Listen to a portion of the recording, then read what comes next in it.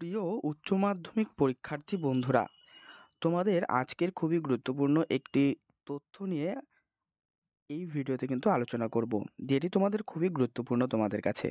দেখো, পর্ষদের তরফ থেকে বলা হয়েছে যে দেরি হবে উচ্চ মাধ্যমিক পরীক্ষা নিয়ে, তাই নিয়ে কিন্তু একটা বিরাট সিদ্ধান্ত নিয়েছে এবং সংসদ এই নিয়ে একটি বিজ্ঞপ্তিও কিন্তু প্রকাশ করেছে। সেখানে কি বলা হয়েছে দেখো, যে মাত্র কয়েকদিন পরেই কিন্তু শুরু হতে চলেছে এবছরের উচ্চ মাধ্যমিক পরীক্ষা, কিন্তু তার আগে পরীক্ষার্থীদের উদ্দেশ্যে সংসদের তরফে জারি করা হয়েছে একটি নতুন বিজ্ঞপ্তি। দেখো, বিজ্ঞপ্তি অনুসারে উচ্চ মাধ্যমিক পরীক্ষায় অ্যাডমিট কার্ড কিন্তু বিতরণের দিন সেটি কিন্তু পিছিয়ে দেওয়া হয়েছে।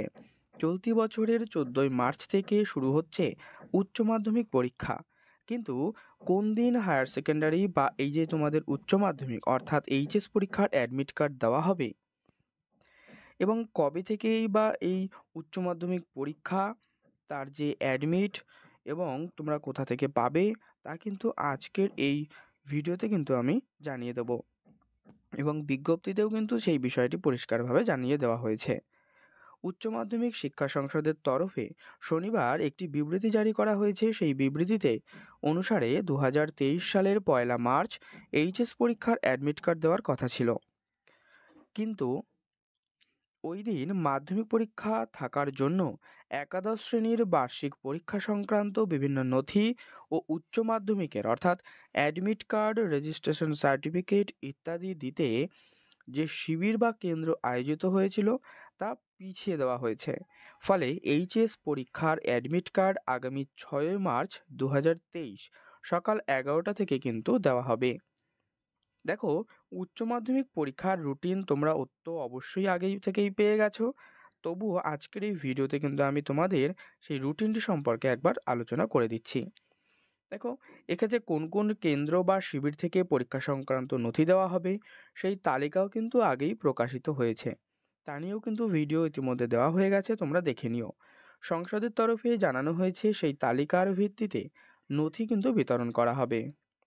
দেখো, 14ই মার্চ 2023 এখানে প্রথম ভাষার পরীক্ষা, যাদের প্রথম ভাষা বাংলা, ইংরেজি, হিন্দি, নেপালি, সাঁওতালি, উর্দু, গুজরাটি, ওড়িয়া, তেলেগু, পাঞ্জাবি।